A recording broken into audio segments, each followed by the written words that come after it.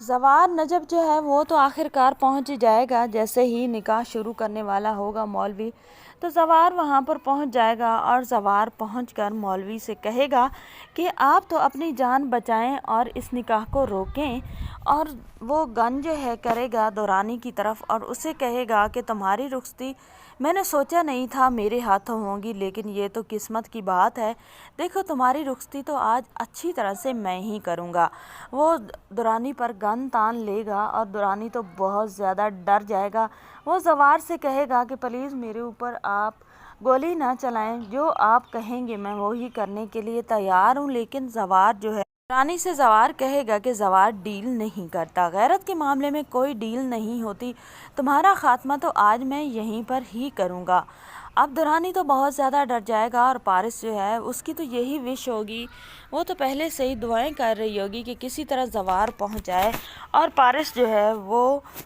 دورانی کے منہ پر تھپڑ رسید کرے۔ جس طرح دورانی نے اس سے باتیں کی ہیں، اسے شادی کرنے کا سوچا ہے، تو وہ اسے بتائے کہ اس کا جواب کیا ہو سکتا ہے، کیونکہ پہلے دورانی بھی پارس کو گن پوائنٹ پر ہی لے کر گیا ہے۔ تو اب جیسے ہی زوار کو دیکھے گی پارس وہاں پر، تو پارس تو بہت زیادہ خوش ہو جائے گی، اور وہ اٹھ کر جو ہے دورانی کے منہ پر تھپڑ رسید کرے گی اور اسے کہے گی کہ میں نے کہا تھا نا، تمہارے حلق سے بھی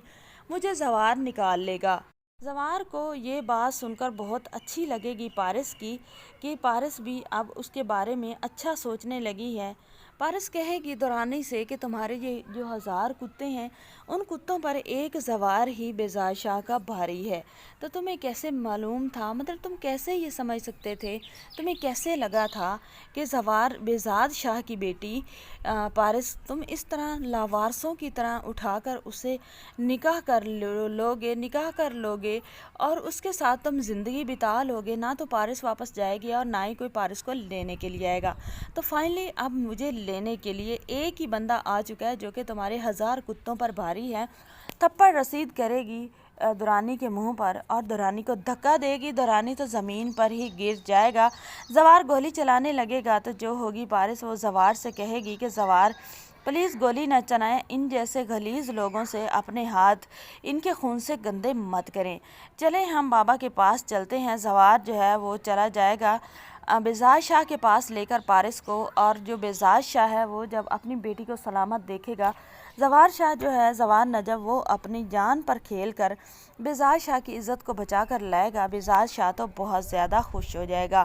بیزاد شاہ جو ہے وہ کہے گا زوار سے کہ مجھے پہلے دن سے لگتا تھا کہ تم سے زیادہ کوئی بھی پروٹیکٹ میری بیٹی کو نہیں کر سکتا۔ وہ ایک سائیڈ ایک ہاتھ کی طرف سے گلے لگا لے گا پارس کو، اور دوسری طرف زوار کو گلے لگا لے گا۔